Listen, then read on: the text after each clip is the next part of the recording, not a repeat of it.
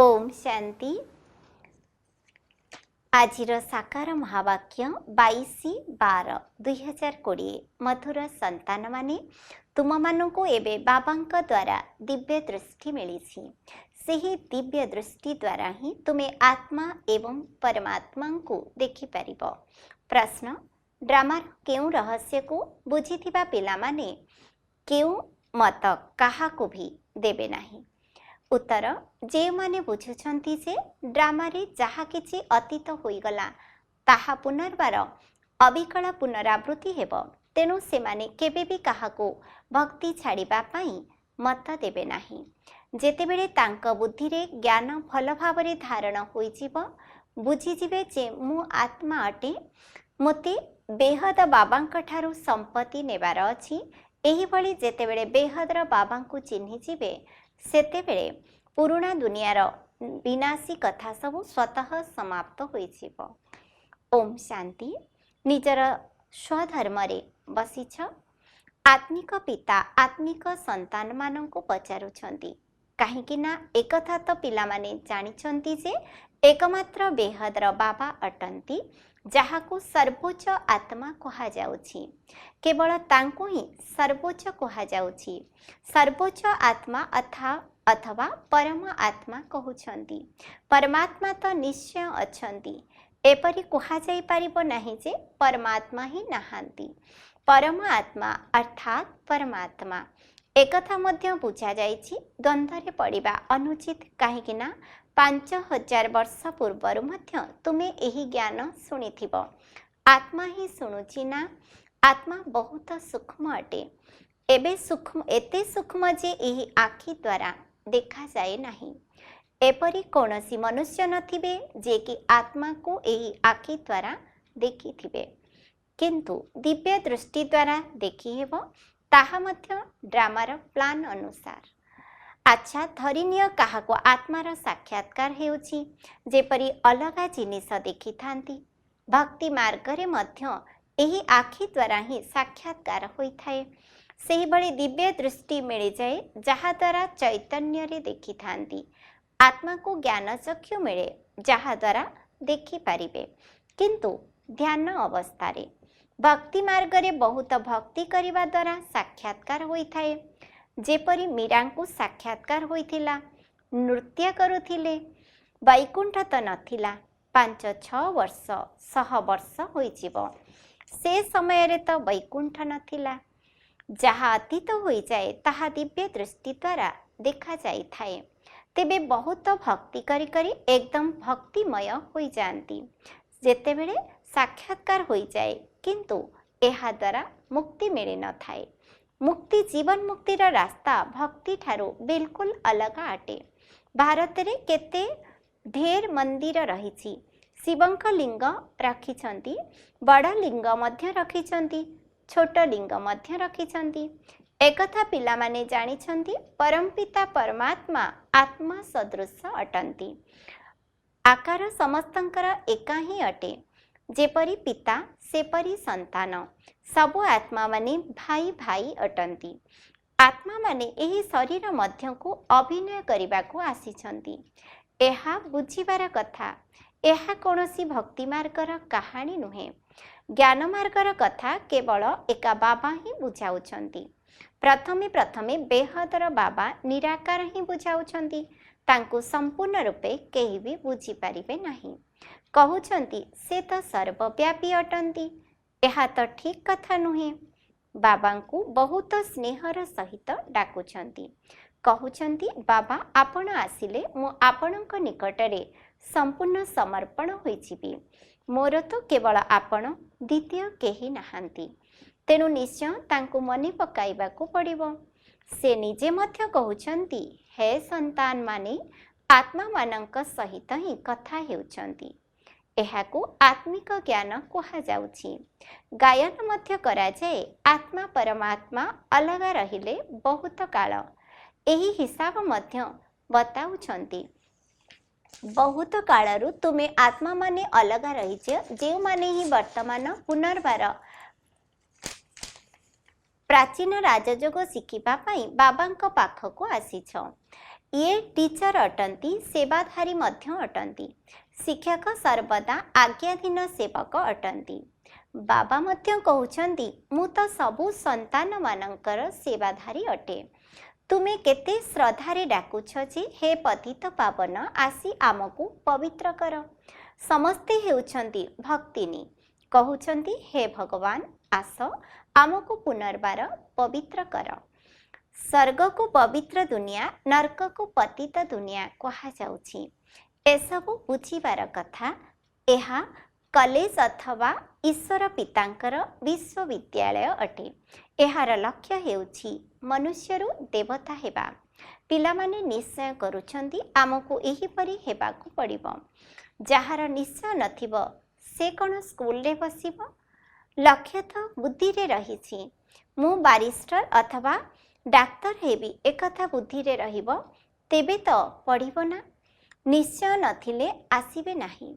तुमर निश्चय रहिछि जे आमे मनुष्यरु देवता, नररु नारायण हेबु। एहा वास्तव सत्य कथा, नररु नारायण हेबार कथा। वास्तव रे एहा हेउछि पाठ पढ़ा, किंतु एहाकु कथा काहीकि कहउछंती? काहीकि ना 5000 वर्ष पूर्वरु मध्य सुनिथिला। अतीत होई जाइछि। अतीत को कथा कुहा जाई थाए। एहा हेउछि नररु नारायण हेबार शिक्षा। पिलामाने भल भावरे बुझिथंती जे नुआ दुनिया रे देवता माने पुराना दुनिया रे मनुष्य रही थांती। देवता मानक पाखरे थिबा गुण मनुष्य मानक पाखरे नाही, सेथिपई तांकु देवता कुहा जाउछि। मनुष्य देवता मानकु नमस्कार करिथांती। आपण सर्वगुण संपन्न, पुणी निजकु कहउचंती आमे पापी नीच अटु। मनुष्य ही कहउचंती देवता मानकु तो कहिबे नाही। देवता माने सत्य जुगरे थिले, कली जुगरे देवता रही पारिबे नाही। किंतु आजिकाली तो समस्तंकु श्री श्री कहि देउचंती। श्री अर्थ श्रेष्ठ। सर्वश्रेष्ठ तो भगवान ही कहि पारिबे। श्रेष्ठ देवता माने सत्य जुगरे थिले, वर्तमान कौनसी मनुष्य श्रेष्ठ नुहंती। तुमे पिला माने एबे बेहदर सन्यास करुछ। तुमे जानिछ एही पुराना दुनिया विनाश हेबाकु जाउछि, सेथिपई ए सबुथिरु वैराग्य आसुछि। सेमाने तो हेले हटजोगी सन्यासी, घर द्वारा छाड़ी बाहरी गले, पुणी आसी महल रे बसिछंती। नचेत कुड़िया तैयारी करिबारे कौनसी खर्च होई न थाए। एकांत निमंते कुटिया रे बसिबाको पड़ी थाए, नुहे कि महल रे। बाबांकर मध्य कुड़िया तैयारी होईछि। कुड़िया रे सबु सुख अछि। एबे तुमको पुरुषार्थ करी मनुष्यरु देवता हेबाको पड़िबो।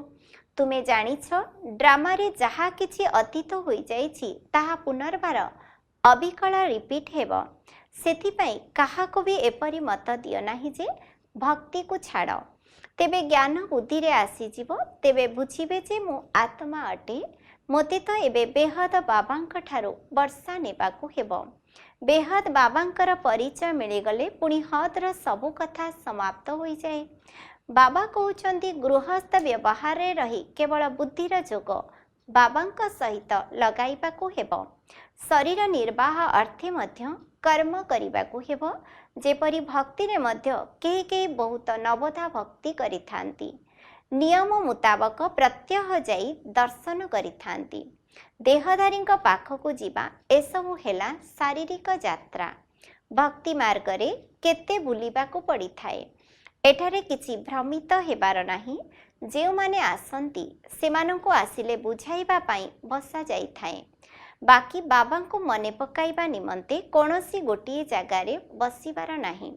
भक्ति मार्ग रे जदि केही कृष्णंकर भक्त होई थांती तेबे एपरि नुहे जे चाली बुली कृष्ण को याद करि परिबे नाही। सेथिपई शिक्षित लोके कहंती कृष्ण का चित्र तो घरे अछि, पुणी तुमे मंदिर को काहीकि जाउछ। कृष्ण का चित्रर पूजा तुमे जेउठी रहिले मध्य करि परिबो। अच्छा चित्र न रख, मने पकाउ थाओ। गोटिए जिनिस थरे देखि नेले ताहा मध्य रही थाए।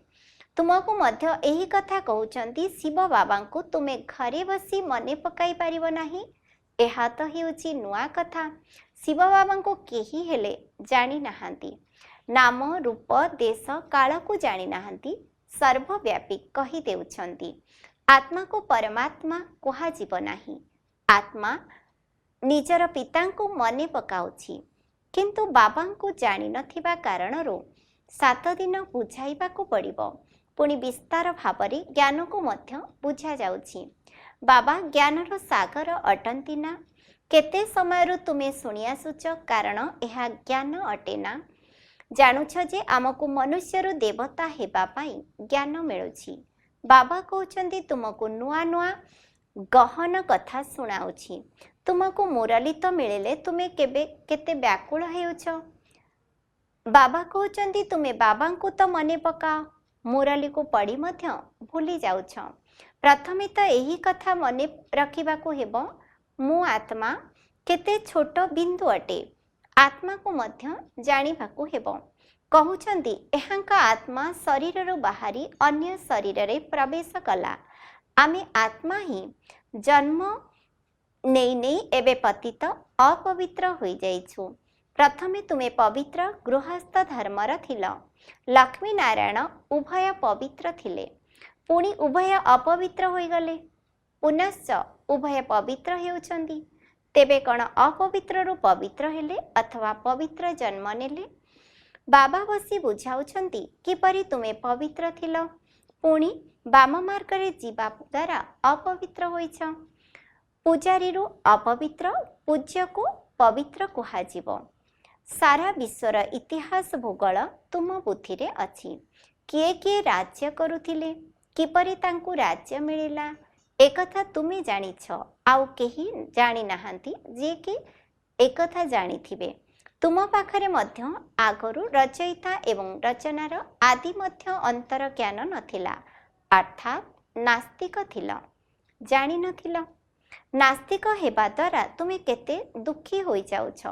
वर्तमान तुमे एठाकू आसीच एही बळी देवता हेबा पाई।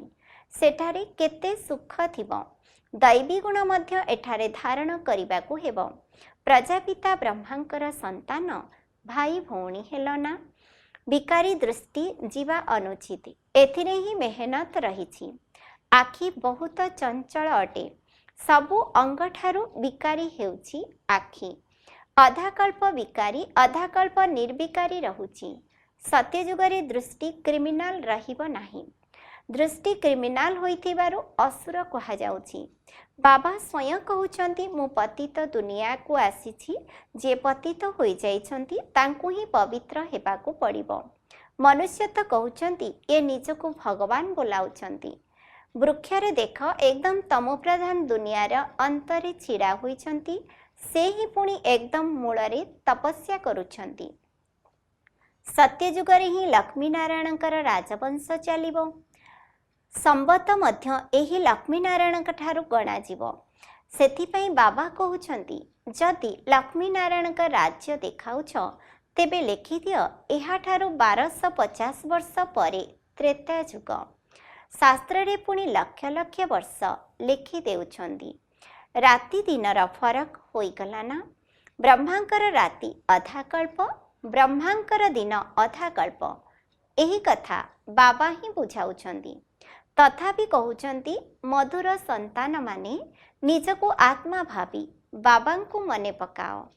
बाबा तांको स्मरण करी तुमे पवित्र होई जीवो, पुणी अंतमति सोगति होई जीवो। बाबा एपरी कहूनाहांती जे तुमे एठारे स्थायी भावे बसी जाओ। सेवा योग्य संतान मानंकु तो बसाइबे नहीं। सेंटर म्यूजियम आदि खोली चलीछंती। केते जनकु निमंत्रण बांटुछंती, जहा द्वारा आसी गॉडली बर्थ राइट अर्थात ईश्वरीय जन्मसिद्ध अधिकार विश्वर बादशाही निय। तुमे बाबांकर संतान अट। बाबा तो स्वर्गर रचयिता अटंती, तेणु तुम निकटरे मध्य स्वर्गर संपत्ति थिबा दरकार। बाबा कहउछंती मु कल्परे थरे मात्र स्वर्गर स्थापना करने को आसुछि। एही एकमात्र दुनिया रहिछि जहार चक्र घुरुछि। मनुष्यंकर तो अनेक मत अनेक कथा रहिछि, तेबे मत मतांतर रहिछि, एहाकू अद्वैत मत कहा जाउछि। वृक्ष केते बड़ अटे, केते शाखा प्रशाखा बाहरुछि, केते सबु धर्मर विस्तार हेउछि। प्रथमे तो एक मत एक राज्य थिला, सारा विश्वरे लक्ष्मी नारायणकर राज्य थिला। एकथा मध्य एबे तुमे जानिछ, आमे ही सारा विश्वर मालिक थिलु, पुणी 84 जन्म भोग करी कंगाल होइछु। एबे तुमे काल उपरे विजय प्राप्त करुछ, सेठारे केबे अकाल मृत्यु हुए नाही। एठारे देख बसु बसु अकाल मृत्यु होई जाउछि, चारिआडे मृत्यु ही मृत्यु हेउछि। सेठारे एपरि हेब नाही, संपूर्ण आयुष्य पर्यंत जीवन चलिबो। भारतरे पवित्रता सुख शांति सबकिछि थिला। 150 वर्ष हाराहारी आयुष्य थिला, एबे केते कम आयुष्य रहिछि। ईश्वर ही तुमको जोग शिखाउछंती, तेणु वर्तमान तुमको जोगेश्वर कहउछंती। सेठारे एकथा केही कहिबे नाही, वर्तमान तुमे जोगेश्वर अट। तुमको ईश्वर राजयोग शिखाउछंती, पुणी राज राजेश्वर हेब। एबे तुमे ज्ञानेश्वर होइछ, पुणी राजेश्वर अर्थात राजा मानकर राजा हेब। अच्छा, धारणा पाई मुख्य सारांश 1 नंबर, आखि को निर्विकारी अर्थात पवित्र करिबा पाई प्रयास करिबाकु हेबो। बुद्धि रे सर्वदा रहुछि आमे प्रजापिता ब्रह्मांकर संतान भाई भौणी अटु, तेणु परस्पर प्रति विकार दृष्टि रखि पारिबा नाही। 2 नंबर, शरीर निर्वाह अर्थे कर्म करुथिले मध्य बुद्धिर जोग एकमात्र बाबांक सहित लगाइबाकु हेबो। पुरुणा दुनियार सबु कथा छाड़ी बेहदर बाबांकु मने पकाइबाकु हेबो। बेहदर सन्यासी हेबाकु पड़िबो। वरदान, सर्वदा अतीन्द्र सुखर झुलणारे झुलुथिबा संगम जुगर सर्व अलौकिक प्राप्ति गुड़िकरे संपन्न हुआ। ଯେଉଁ ପିଲାମାନେ ସର୍ବଦା अलौकिक प्राप्ति गुड़िकरे संपन्न रही थांती, सेमाने अतीन्द्र सुखर झुलणारे झुलिबारे लागि थांती।